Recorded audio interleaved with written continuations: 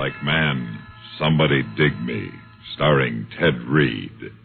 A tale well calculated to keep you in suspense. Man like crazy.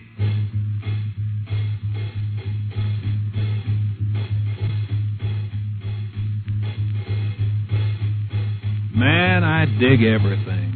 I dig Zen and underarm deodorant. I dig Elvis Presley and Sputniks. I even dig people that drive right on by when I'm hitchhiking.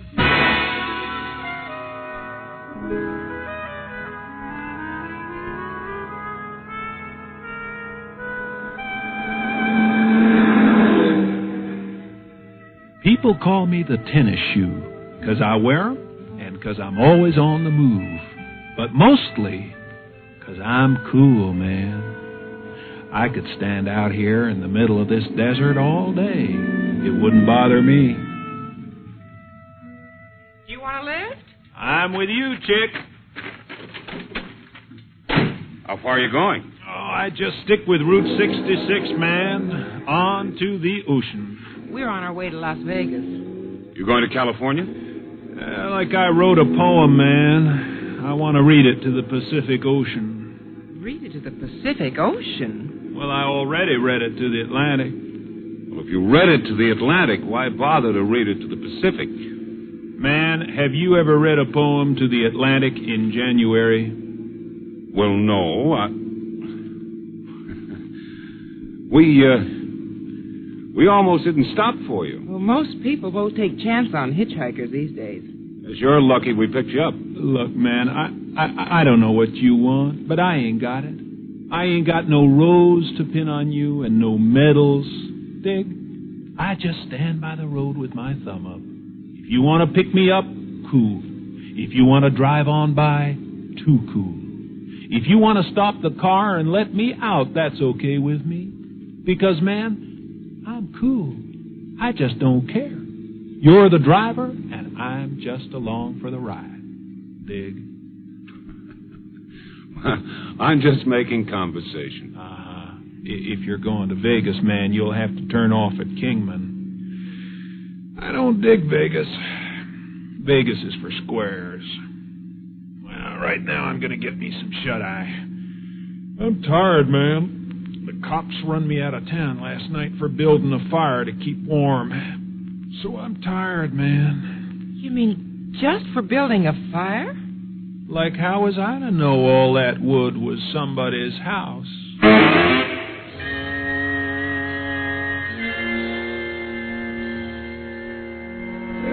I pulled down the lids of my eyes and made like I was asleep, but it was all I could do to keep from busting out laughing. This was kicks, man. These squares were real kicks. Turn on the radio, Walter. Uh-huh. Walter, I don't like that man. Oh, don't be silly. Shh, keep your voice down. Do you want to wake him up? I think he's crazy, and I think he's dangerous. Honey, he's perfectly harmless. I see his type on the road a lot lately. It's kind of fad. They call themselves the Beat Generation. They pretend that nothing matters to them anymore. They just drift. He's harmless. Just the same, I wish we hadn't picked him up. Interrupt matinee melodies to bring you another bulletin on the killer who's been terrorizing southern Nevada. Walter, listen. The hatchet maniac's fourth victim was just found brutally murdered in the small Nevada town of Searchlight, not far from the Arizona border. Only one eyewitness has seen the killer. She describes him as being medium height, dark coloring, and wearing a red nylon jacket and tennis shoes. Walter, Oh, use your head, Mary. We're in Arizona. Well, the description fits, and he could be carrying anything in that bag of his. You want to look in the bag, like? I thought you were asleep. Don't jump. Stay cool. I'll put it in the front seat, and you can look-see. Man, it don't even zip or shut. So what do you dig inside? A bottle of wine from the supermarket, typewritten copies of my poems, a clean shirt with a dirty collar. Man, I travel so light, I don't even dig toothbrushes. So what am I going to do with a hatchet?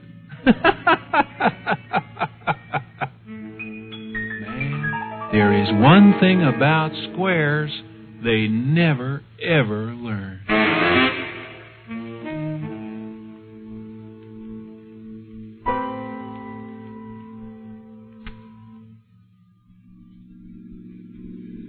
This is Kingman, buddy.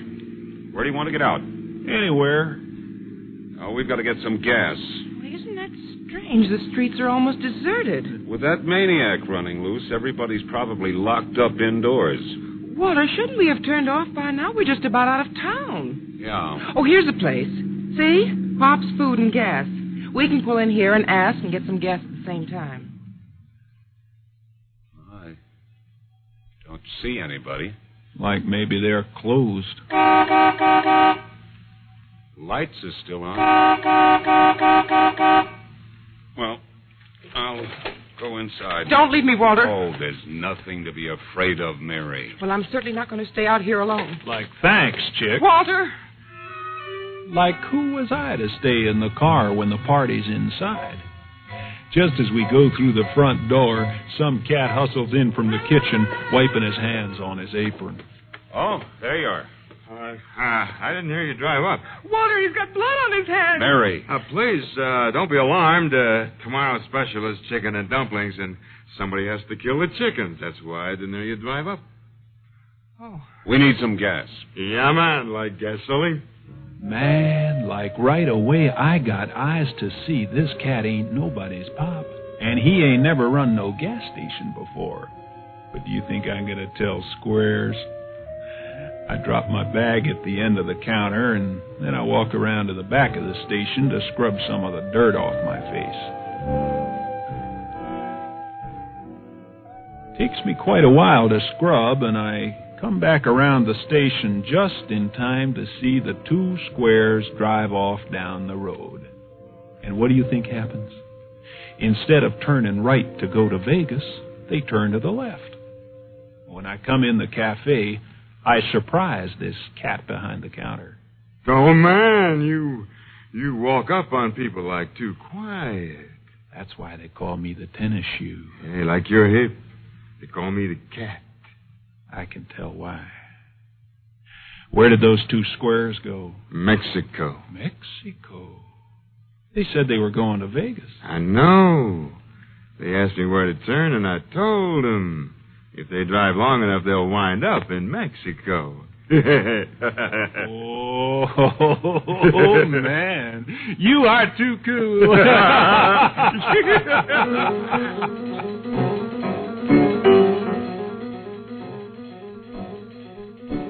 I leave the cat, and I'm walking west on 66 with my thumb ready.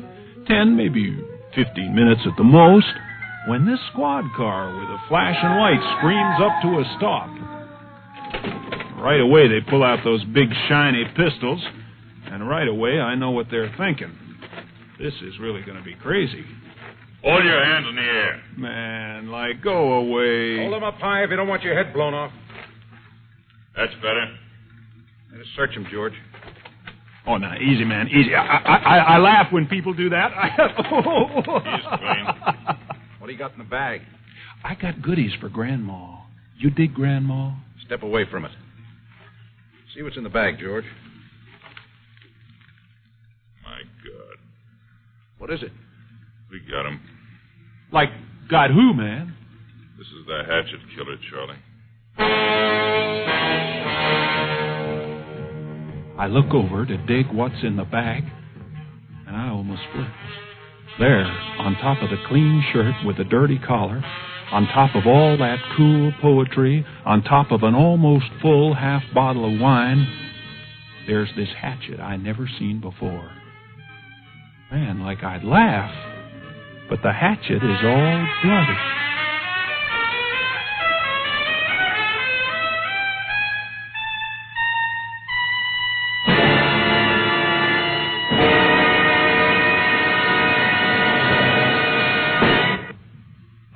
Buddy, you better give us your name and give it to us fast. I told you, man, I'm the tennis shoe. I don't like your flip attitude. So flip, man, flip. I don't know whether you realize it or not, but you're in bad trouble. You've been caught with a murder weapon, no identification, and no alibi. I told you my story, but you don't dig it. You expect me to believe you've just been passing through the state? Well, don't forget that Bronson cat in Gallup, New Mexico. He's all the alibi I need. I was swinging at a party at his place last night, all night. He digs me, so I'm not shook. Well, this is a new kick, Daddy-O. I ain't never been up for murder before. It is too cool. Kingman Police. Oh, Yeah, he's here. It's the Gallup Police. Hello? What that do that? You got him there, will you? Put him on. What that do Will you shut up so I can hear? What Shut up. Hello? Mr. Bronson, this is the Kingman Police. We got a man here that says you know him. Was at a party at your place last night. But he calls himself the Tennis Shoe. Huh? Just a minute. He says he never heard of you. Let me talk to him. Hello, man. Oh, yeah, ma'am. Well, this is me, the Tennis Shoe. Daddy-O, like I know. Well, tell the man for me. I would, but I keep forgetting. Bronson, this is for real. They're trying to pin a murder on me. Crazy, man. You're way out there, way out. Murder? What kicks? What? Like, man, won't somebody dig me? Now, do you want to tell me why you killed him? But I didn't. You were carrying a hatchet that killed 5 people. How did it get in your bag? The cat must have put it there. Who's that? I told you already. The guy that was at Pop's place. Who else saw him besides you? I told you, the 2 squares that give me the lift. The man and the woman you sent in the wrong direction? I didn't send them in no wrong direction. This cat did. He's cool. He did it for a kick. You killed the old man for a kick? No! I'm innocent. It's all a collection of circumstances. I'm just a victim of the world, man. Take him down and book him for first-degree murder. Hey, what's going on out there? Most everybody in town's out front. They're yelling for the hatchet killer. You aren't going to let them in here, Chief. If they're making up their minds that they're coming in, it's going to take more than me to stop. But you can't let them get me. All right, go on. Don't pay any attention to them. I'm going out there and try to talk them out of it. All right. They give me a chance to speak my mind. Now, quiet down. Now, we're all friends and neighbors. I know how you all felt about Pop Daniels. Well, he was a friend of mine, too. But I know you all well enough to know that you want to see justice done. Yeah, that's what we brought this rope for. Now, quiet down a minute. Now, just a minute.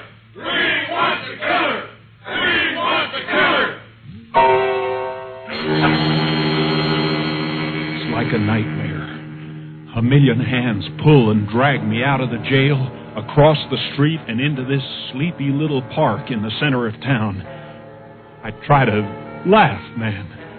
I mean, it's a new kick being carried around like that. I try to laugh, but no laugh comes. And then I see this rope, the one with a long knot in it, and all of a sudden I know that the only cat that's going to be swinging at this party is me.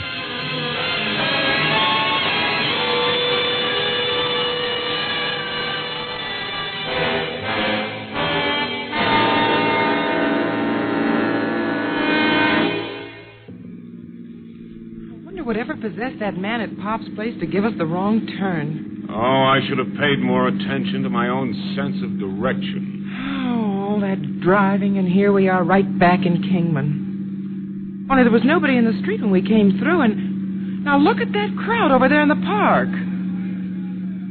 Probably a political rally of some sort. No, look at that rope. They're going to hang somebody. Hey, old-timer. Yes, sir. What's going on? Well, they caught that fellow which been going around chopping up people over in Nevada. But he sure made a mistake when he killed old Pop Daniels here in Kingman this afternoon. We don't put up with that Look kind at that of man stuff. they're putting a rope on. Isn't that the Yes, that's our hitchhiker. They're making a terrible mistake. He was with us all afternoon. Walter, where are you going? They'll hang him if I don't stop them. Walter, come back. It'll hang you, too. Wait! Wait, this man is innocent!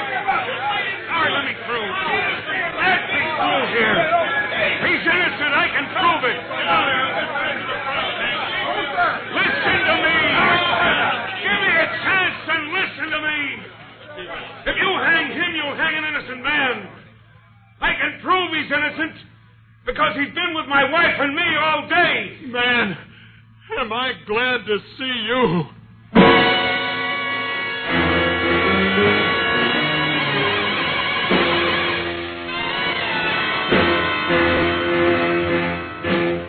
After that, it really wasn't any trouble. They told the cops where I'd been. The cops were mad because I wasn't the killer, but there wasn't anything they could do about it. And the next morning, I walk out of jail into the sunshine and the fresh air. Like, man, it's really great to be alive. And the world looks good. Well, even people look good. But I walk down the main drag, and in less than 5 blocks, I pass a little kid that tries to con me into buying up all his newspapers so he can go home early, a neon sign that screams good food and dance, 100 cars driven by guys that don't own them, and no apology from some guy I bumped into. And then I start wondering what I'm so gone about. Young man. Yeah, like... I wonder if you'd be so kind. My daughter let me out of her car. She told me the optometrist was straight ahead, but somehow I got turned around. Would you lead me to the right door? Optometrist? Yes, I broke my glasses 3 days ago. Well, Grandma, I don't know how you did it, but you just drifted yourself down about 2 doors. Here, you take my arm. Thank you so much. You're such a kind young man. Now, watch it. There's a step here. My, it's so cool in here. Why, I didn't know you were hip, Grandma. And what nice music on the radio. Yeah, Mom's, it's way out. Now, here's a chair. You sit down. Oh, thank you so much. Whatever would I have done without you? Shh. There's a sign over there that says, quiet, please. I'll tell the receptionist you're here. Don't go away. Can I help you? Yes. Are you family or a friend of the deceased? Oh, it's my mother. She don't want to view the body. She just wants to sit here and meditate about the dearly departed. I see. Yeah. So you just leave her alone with her thoughts, and I'll be by and pick her up in a while. Well, we do our best to be a comfort in a time of trial and stress.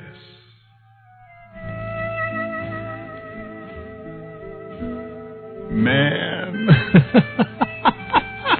Oh, I get out on the street, and I hot-foot it way out in the desert before I fall down and bust out laughing. I think of that old chick sitting in that funeral parlor waiting for a pair of glasses, and I just about crack up, man. Oh, one thing about squares, man, they just never, ever learn.